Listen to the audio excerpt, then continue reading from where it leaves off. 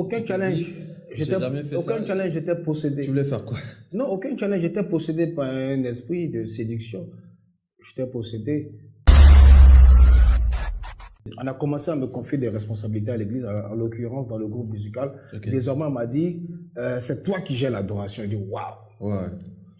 bingo, ça c'était le gros. Tu as fait asseoir les doyas. C'est là qu'on me donne l'adoration. Et à l'époque, à l'église, c'était 30 minutes adoration et louange. La louange avait 25 minutes ou 20 minutes, comme ça, et l'adoration avait 10 minutes. Donc quand j'arrive, je dis, mais c'est pas possible. C'est pas possible. Parce que il y a une différence de forme et de fond entre l'adoration et la louange. On adore Dieu pour ce qu'il est et on loue Dieu pour ce qu'il fait. Ok. Tu vois? Ça, c'est bien Et dit. en tant qu'enfant de Dieu, on adore Dieu pour ce qu'il est parce que c'est lui que nous avons choisi comme notre maître, comme notre Dieu. Donc on a toujours un motif d'adorer Dieu.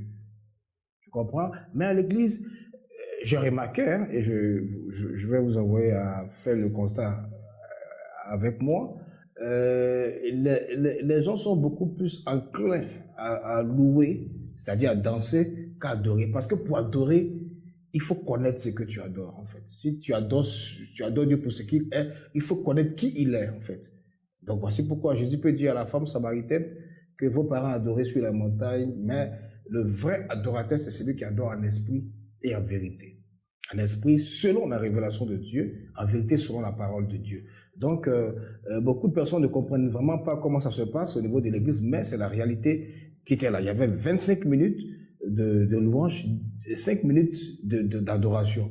Moi, quand j'arrive, je fais quelque chose qui est... Je fais quelque chose je veux dire, qui sort des sentiers battus.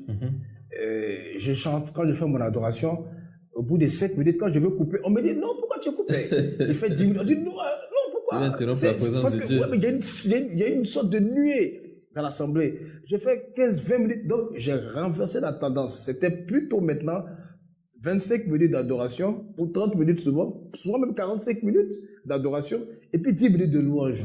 On dit merci après. Oui, pour dire merci à Dieu pour ce qu'il a fait pour nous. De toutes les manières, quand on rentre dans la maison de Dieu, on rentre toujours avec une action de grâce, avec une reconnaissance. Bien sûr. Voilà. Et donc, voici comment est-ce que j'ai essayé de renverser la tendance au niveau de l'église. Et puis, on a commencé à me confier des responsabilités. Et petit à petit, avant d'adorer le Seigneur, il faut toujours dire une parole, tu vois, qui va capter l'attention des gens, une parole qui va faire que l'esprit des gens sera concentré, bien sûr, par rapport à l'adoration. Et le pasteur me regardait, il m'observait, il a vu que j'avais aussi donc le don de la prédication et il a commencé à me confier des espaces pour la direction à l'église et souvent pour la prédication au niveau des jeunes. Et petit à petit, voilà comment je me suis formé. Ok. Alors moi, je voulais savoir une chose. La plupart des chrétiens se distinguent par une chose, par une caractéristique. C'est qu'en général, aussi passionné qu'une personne pourrait être pour le Seigneur, on dit qu'avant tout, c'est le témoignage. Si je te posais la question aujourd'hui, quel est le témoignage du Shiloh? Qu'est-ce que tu me répondrais? Quand on raconte Christ, il faut qu'il y ait un changement. Parce qu'au final, on se rend compte que, ok, tu es né dans une famille chrétienne, tu as évolué dans le Christ, et puis tu arrives à l'église. Donc finalement, est-ce que tout a été simple? Voilà. Quel est ton témoignage? Tout n'a pas été simple parce que le Seigneur a fait beaucoup de choses dans ma vie. On va prendre le cas de ma santé. J'avais une santé très fragile avant. Je ne mangeais pas tout. Je me souviens que quand je mangeais l'escargot, il suffit juste de goûter la sauce de l'escargot ou de croquer un morceau d'escargot. Et je commençais à avoir des boubouilles. Ok. Je commençais à avoir des grosses plaies sur moi. Tu fais une allergie. Je bavais, c'était une allergie grave. Wow. Je n'ai jamais su pourquoi, mais dans la famille, je me suis rendu compte qu'il n'y avait pas que moi seul qui avait cette allergie-là. Il y avait aussi, c'était de mes frères et de mes sœurs. Donc quand je donne ma vie à Christ et que je prie sincèrement, je vois que je suis délivré c'est une maladie ou je ne sais pas si c'était une interdiction familiale. Je suis délivré vraiment de cette interdiction-là. Ça, je suis le cas de la santé. Mais j'étais asthmatique, mais chronique avant. C'est-à-dire, je ne peux pas m'asseoir dans cette salle-là ici sans que vous n'entendiez mes bouffées mes bouffées de respiration. Toujours, j'étais vraiment asthmatique. Comme on dit, tu cherches l'oxygène. Je cherchais l'oxygène, je me promenais toujours avec la bombe aérosol. J'étais gravement asthmatique. Je me souviens qu'un jour, j'étais dans le bus avec ma mère. Ma mère travaillait à Koumassi, nous on habitait à Yopougon. Et ce jour-là, elle a voulu m'envoyer en consultation parce que j'avais piqué la crise d'asthme. Et dans le bus, on est parti, ils ont fait la consultation. Au retour, je tenais pas, je suis tombé dans les pommes dans le bus. On a dû me soulever, me faire sortir parce que le bus était chargé aussi, il faut le dire. Donc quand je sors, je prends un peu une bouffée d'oxygène et puis ça commence à aller. J'étais vraiment, je piquais des crises incessamment chaque semaine. Mais quand j'ai donné ma vie à Christ, il m'a délivré complètement de l'asthme. Il m'a délivré de cette maladie respiratoire-là, au point que je me suis mis dans un sport de sprint. J'étais sprinter à Boaké, je courais pour les 100 mètres, 200 mètres et tout, et tenez-vous bien, j'étais le meilleur coureur de la vallée du Bandama quand j'étais au lycée classique. Ah bon? Voilà, un asthmatique. Un gars asthmatique. Voilà. Wow. Ça, c'est ce que Christ a fait dans ma vie, sur le point de la santé.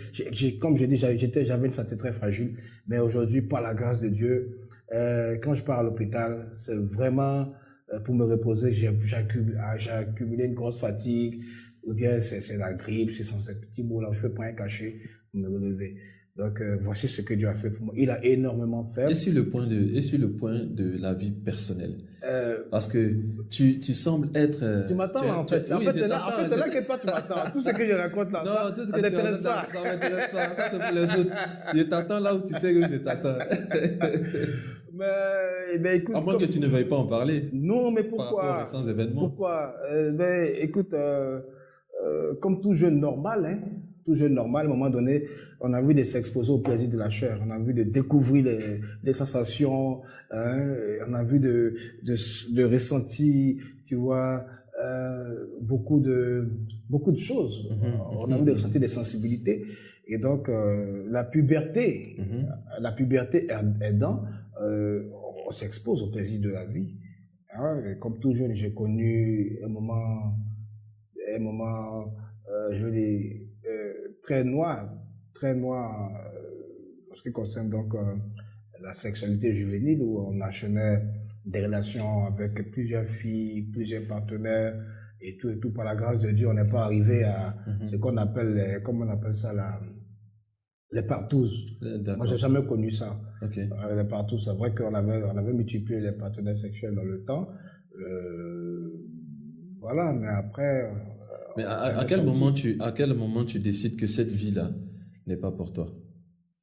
Alors, je décide. Qu'est-ce qui se passe? Est-ce qu'il y a un déclencheur? Voilà, quand je commence à être à fond dans l'office de chantre, et qu'on me confie des responsabilités, et je me rends compte que Dieu utilise ma voix et le talent qu'il a mis en moi pour guérir des personnes pendant que je chante, parce que pendant que je chantais, il y avait effectivement des personnes qui criaient, il y avait une sorte d'exorcisme qui se passait, il y avait des personnes qui avaient une orientation dans la tête, il y avait des personnes qui pleuraient, en tout cas, il y avait un mouvement de l'esprit. Et quand je me rends compte que Dieu m'utilisait pour ça, et qu'en retour, j'avais une face hideuse de la personnalité qui était devant, donc ces chrétiens, ces fidèles à chanter chaque dimanche, et à côté de ça, je pratiquais quelque chose qui me mettait à mal, et je prends conscience un matin, et j'en sors, et je vous raconte une histoire.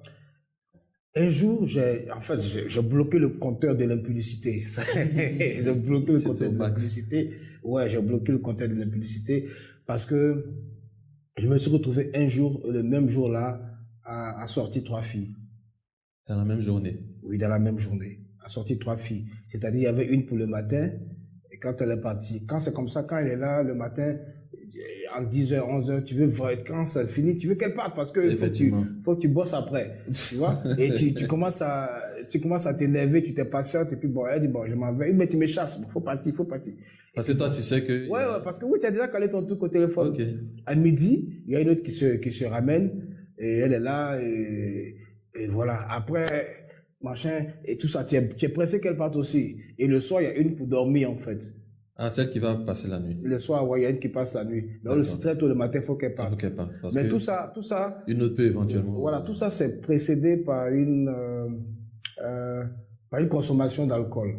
Parce que Oui, Parce c'est-à-dire, qu'il faut, ouais, comment dire, il faut un excitant, il faut un calme, énergisant. voilà, j'étais calme, j'étais timide, il faut un excitant. Et je pense que c'est l'alcool qui me prédisposait à faire toutes ces choses-là. Alors, c'est vrai que, bon, j'avais des aventures, mais Mhm. pas toutes les aventures le même jour. Ok, C'était peut-être une page où il y avait une fréquence un peu, d'accord. je veux dire, un peu espacée, et chaque 2 jours. Mais ce jour-là, je bloque un compteur, je fais Mais, trois mais, conquêtes le même mais jour. moi, je me dis, ça répondait à quoi? Il y avait un challenge avec des amis, c'était un challenge personnel où tu Aucun te dis, challenge. j'ai jamais fait ça. Aucun challenge, j'étais Tu possédé. voulais faire quoi? Non, aucun challenge, j'étais possédé par un esprit de séduction. J'étais possédé, je Donc, pense. est-ce J'étais pas est-ce qu'on maître. pourrait dire que tu es victime? Tu es une victime parce que certains vont même jusqu'à dire qu'ils sont victimes, on va dire, de leur charme ou ils sont victimes de leur attirance. Parce que toi, le même jour, on a l'impression que tu pouvais le faire, donc tu l'as fait. Non, mais je pense que quand un démon te possède, ça n'a rien à voir avec l'apparence, ça n'a rien à voir avec le charme que tu dégages. Ça a tout à voir avec l'esprit qui travaille en toi.